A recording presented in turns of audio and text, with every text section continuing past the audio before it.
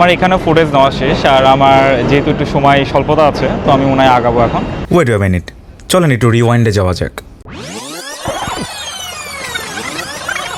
যাচ্ছি একটু ম্যানহাটনে, একটু কাজের জন্য বলতে পারেন, আর ভিডিও করতে করতে এমনি একটু গল্প করতে করতে যান। তবে যদি মনে হয় যে হ্যাঁ একটু কথাবার্তা শুনতে চান, আজকে ইন্টারেস্টিং তেমন কিছু না, মোটামুটি 1 বছর হতে চললো আমার নিউ ইয়র্কে চলে আসা, তো ওটা চলুন গল্প করতে করতে যেতে যেতে বলি।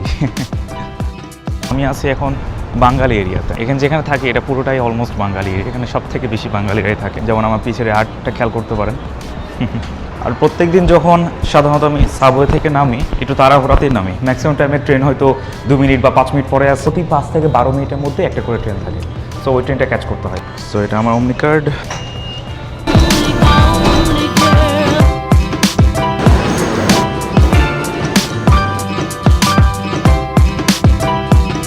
আওয়ার শেষ হলো, তো মানুষজন এখন অনেক বেশি পরিমাণে হয়তো তাদের সেকেন্ড শিফট শুরু করবে, যারা সেকেন্ড শিফটে কাজ করে, আর যারা ফার্স্ট শিফটে কাজ করে তারা কেবল এখান থেকে বের হচ্ছে।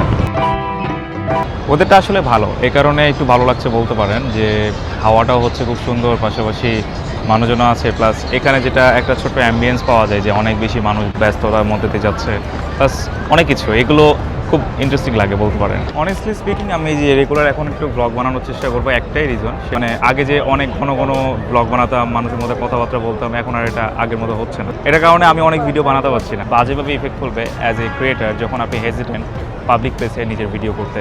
চলো একটু সামনে থেকে এগিয়ে আসি বা হেঁটে আসি। দেশে আসছেন তো আপনি আপনার নিজের দেশের যে নিয়ম, ওই নিয়ম অনুসারে কিন্তু অবশ্যই চলাফেরা করতে পারবেন না, সে যে নিয়ম, ওই নিয়মগুলো মানতে হবে, ওই নিয়মকে শ্রদ্ধা করতে হবে, সহজ কথা।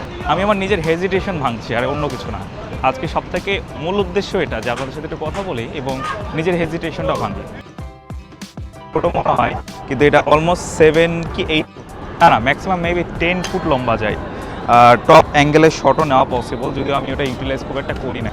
অ্যান্ড আপনি প্রশ্ন করতে পারেন এটা কী ক্যামেরা, তো এটা Sony A7C Mark 1, আর হচ্ছে এর সাথে আমার কাছে যে লেন্সটা আছে সেটা হচ্ছে Tamronite 2875 f2.8 G2, খুবই হেল্পফুল একটা লেন্স অ্যান্ড ক্যামেরা। এটা থাকলে আমার মতে একটা সোলো ক্রিয়েটারের অত বেশি কিছু দরকার হয় না। কিছু ফুটেজ নেব 28mm, ওকে এখানে কিছু ফুটেজ হয়েছে।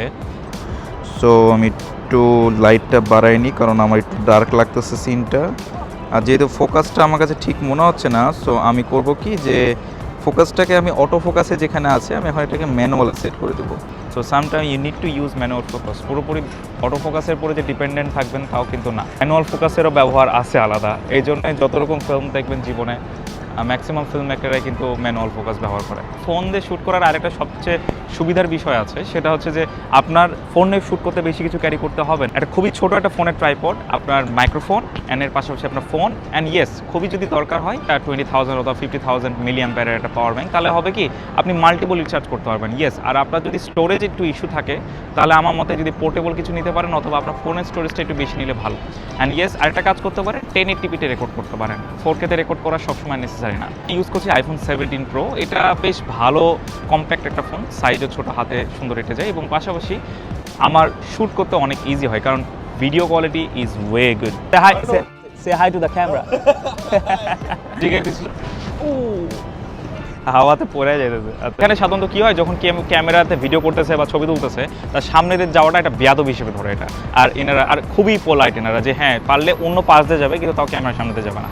তো আমি ভাবছিলাম উনি মানে ওটা, আমি বলছিলাম তুমি যাইতে পারো, বাট ও বলতেছে না তোমার ট্রাইপড কোনটা, আমি ট্রাইপড একটা কিনতে চাই, তুমি একটু বলো। সো আমি ওকে বললাম আর কি। আমার এই লোকেশনে একটু ফুটেজ নেওয়া শেষ, সো আমি একটু ভাবছি আগাবো সামনে। নয়েজটা শুনতে পাচ্ছেন? বেসিক্যালি আমার পায়ের নিচে সাবওয়ে।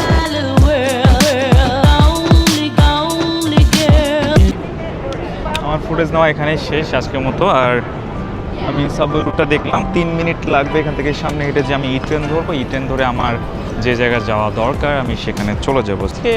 বেসিক্যালি ঘুরতে এসেছিলাম, মানে কাজ করতে করতে ঘোরা, যেটা সত্যি কথা বলতে একা কাজ করার মজা এবং সাজা দুটাই কিন্তু একই সাথে থাকে আর কি।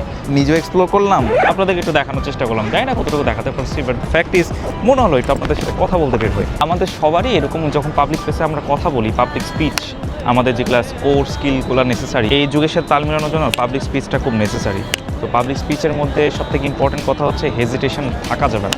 নিজের হেজিটেশন নিজে ছাড়া কেউ হেল্প করতে পারবে না। আমি যতই ইউটিউব ভিডিও দেখি, যতই কোচিং দেখি, তুমি যদি প্র্যাকটিস কোনো কিছু না করো, তুমি নিজে থেকে কখনোই ওটা ঠিক করতে পারবো না বা ভালো হবে না জিনিসটা। সো প্র্যাকটিস করা শুরু করছিলাম। নিজের বিরল নিতে আগে ভাগে অকওয়ার্ড লাগতো, এখন অতটা লাগে না। অভ্যাস করে ফেলতে হবে, সত্যি কথা বলতে। এই অভ্যাসটা না করলে ভিডিও আসলে করা হবে না আগের মতো। চলে আসলাম সাবওয়ের কাছে, এখন আমরা সাবওয়ে ধরে আমি এখন বাসায় দিকে চলে যাব। তো আজকের মতো এইটুকুই, আর একটা পাগল চিল্লাচ্ছে ওই পাশে। সো দেখা হচ্ছে নেক্সট ভিডিওতে। টিল দেন টেক কেয়ার, ভালো থাকবেন, সুস্থ থাকবেন, দেখা হচ্ছে নেক্সট ভিডিওতে।